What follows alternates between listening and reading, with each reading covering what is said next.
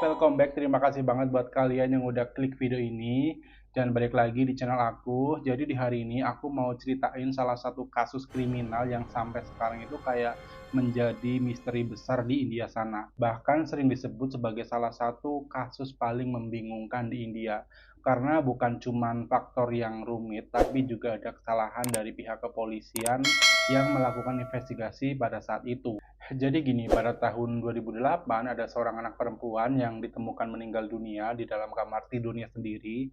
Rumahnya pada saat itu terkunci dari dalam dan nggak ada tanda-tanda perampokan. Selain itu, sebenarnya ada satu orang yang diduga kuat sebagai salah satu pelaku, tapi juga ditemukan meninggal dunia di keesokan harinya.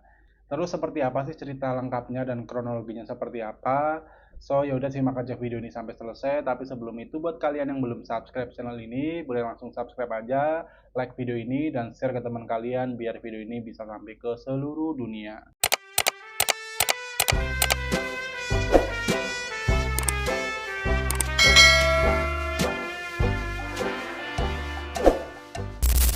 Jadi kasus ini terjadi pada tahun 2008 di Noida di negara bagian Uttar Pradesh, India. Korbannya adalah seorang anak perempuan yang dikenal sebagai anak yang pintar, pendiam. Selain itu, dia juga berasal dari keluarga yang cukup berada karena kedua orang tuanya adalah dokter gigi yang sukses, bahkan sampai punya klinik sendiri. Dan kehidupan keluarga ini tuh kayak terlihat tercukupi, semuanya nggak ada yang kekurangan sedikit pun. Keluarga ini tinggal di sebuah rumah semi apartemen gitu. Di rumahnya itu juga ada seorang asisten rumah tangga yang bernama Hemraj yang sudah cukup lama bekerja di sana dan tinggal bersama mereka. Singkat cerita, pada malam hari di tanggal 15 Mei 2008, Arushi masuk ke kamarnya seperti biasa karena mungkin udah ngantuk dan udah malam juga. Orang tuanya juga masuk ke kamarnya masing-masing. Rumahnya pada saat itu sudah terkunci semuanya. Hingga keesokan paginya, kayak ibunya yang mencoba untuk membangunkan Arushi karena memang pada saat itu dia itu kayak tumben belum bangun gitu kan, dan akhirnya ibunya itu inisiatif membuka kamar pintunya perlahan sambil memanggil namanya, tapi nggak ada respon sama sekali dan ibunya inisiatif untuk kayak mendekati Arushi, anak itu yang memang masih berbaring di bawah selimutnya kayak gitu. Tapi ketika didekati itu kayak ada yang janggal gitu karena ada noda-noda bercak berwarna merah gitu, dan saat diperhatikan lebih dekat lagi sama ibunya, ternyata lehernya itu sudah terdapat cairan merah yang banyak banget dan terlihat sudah tergorok. Selain itu juga di kepalanya itu ada kayak luka bekas benda tumpul gitu, kayak ditimbuk gitu. Di sini ibunya langsung panik banget dan orang tuanya bener-bener shock. Kemudian mereka memanggil polisi, dan ketika polisi sudah sampai di TKP, orang tuanya baru menyadari gitu karena di rumah itu kan ada satu asisten rumah tangga yang bernama Hemraj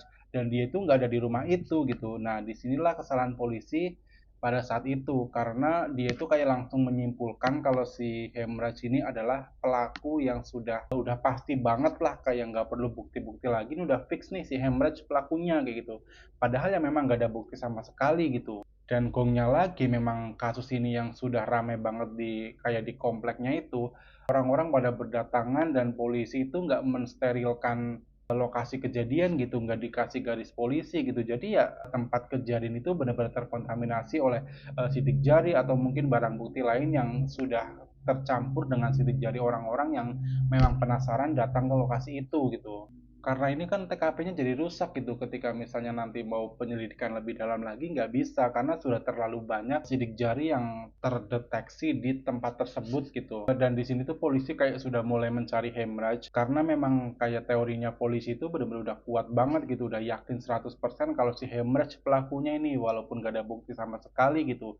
Hingga keesokan harinya, di hari kedua, dari atap rumahnya itu tercium bau yang aneh, kayak bau bangkai gitu, dan awalnya diabaikan aja gitu, karena mungkin kayak mengira ini bangkai tikus atau burung yang nggak sengaja mati di atas atap kayak gitu. Tapi karena memang baunya kayak semakin menyengat banget dan mengganggu, akhirnya ada seseorang yang memberanikan diri mencoba mengecek ke atas atap rumah itu, dan ya kalian tahu siapa yang ditemukan di dalam atap rumah itu? Yang ditemukan di atap rumah itu adalah tubuh Hemraj yang sudah meninggal dunia dengan kondisi yang sama seperti Arushi, kayak dengan leher yang tergorok, dan ada juga luka benda tumpul di kepalanya. Dan di sini semua teori polisi di awal tadi itu langsung terbantahkan karena Hemraj ini luka-lukanya itu memang seperti korban gitu. Nah, terus siapa pelakunya? Sedangkan TKP sudah acak kabut karena tadi ya polisinya nggak mensterilkan TKP gitu. Dan kasus ini langsung berubah haluan dari awalnya yang dikira penghilangan nyawa biasa, yang disebutkan Hemraj sebagai pelakunya.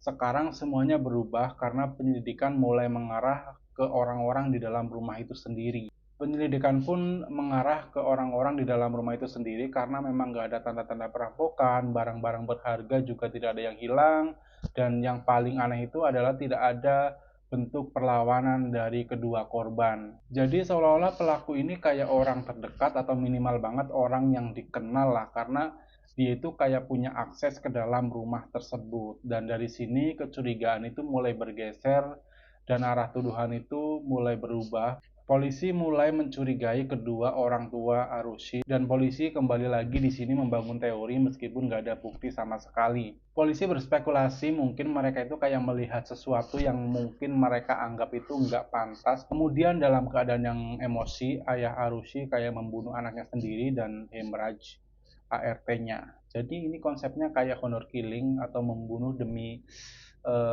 harga diri keluarga gitu. Mungkin dari teorinya polisi itu mungkin si Hemraj sama Aras ini sedang melakukan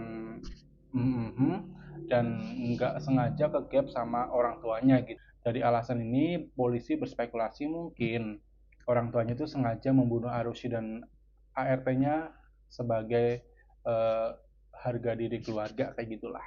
Teori ini langsung menyebar di media sosial, spekulasinya semakin liar dan nama baik keluarga pun kayak mulai hancur gitu. Tapi masalahnya itu nggak ada bukti yang benar-benar mendukung. Karena saking rumitnya kasus ini, akhirnya diambil alih oleh CBI. Mereka mencoba membuka kemungkinan lain. Selain itu, beberapa orang yang berhubungan dengan Hemraj juga mulai diselidiki.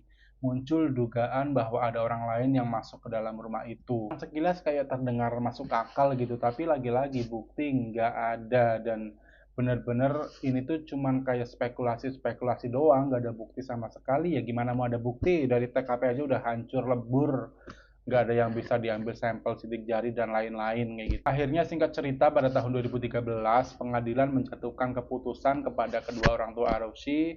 Mereka dinyatakan bersalah dan dijatuhi hukuman penjara seumur hidup. Keputusan ini juga kayak mengejutkan banyak orang karena sebagian besar bukti yang digunakan itu hanya bukti tidak langsung gitu, kayak bukti spekulasi doang, benar-benar nggak ada bukti real yang bisa dijabarkan, itu nggak ada. Dan karena hal itu juga 4 tahun kemudian pada tahun 2017 Pengadilan Tinggi Allahabad membatalkan putusan tersebut dan akhirnya kedua orang tua Arushi dibebaskan. Ya kembali lagi karena nggak ada bukti yang cukup. Kasus ini benar-benar menjadi misteri sampai sekarang gitu, karena kalau bukan orang tuanya dan bukan juga Hemraj, lalu siapa pelakunya gitu, dan sampai hari ini tidak ada jawaban yang pasti. Kasus ini benar-benar meninggalkan banyak banget pertanyaan. Dan mungkin ya kalau memang dari awal itu polisinya nggak melakukan kesalahan pas lagi investigasi pertama kali itu, mungkin kasus ini tuh nggak bakal jadi misteri gitu, karena ya gimana lagi, semua barang buktinya itu benar-benar udah nggak bisa di apa-apain lagi gitu, karena dari scan sidik jari pun udah hancur, udah terkontaminasi oleh orang-orang yang penasaran pada saat itu. Itulah ceritanya. Menurut kalian gimana? Siapa yang paling mungkin jadi pelaku gitu? Tulis pendapat kalian di kolom komentar ya. Dan kalau kalian suka cerita seperti ini, boleh langsung subscribe aja, like video ini, dan komen di kolom komentar untuk kritik dan sarannya. Sampai ketemu di cerita berikutnya. Wassalamualaikum warahmatullahi wabarakatuh.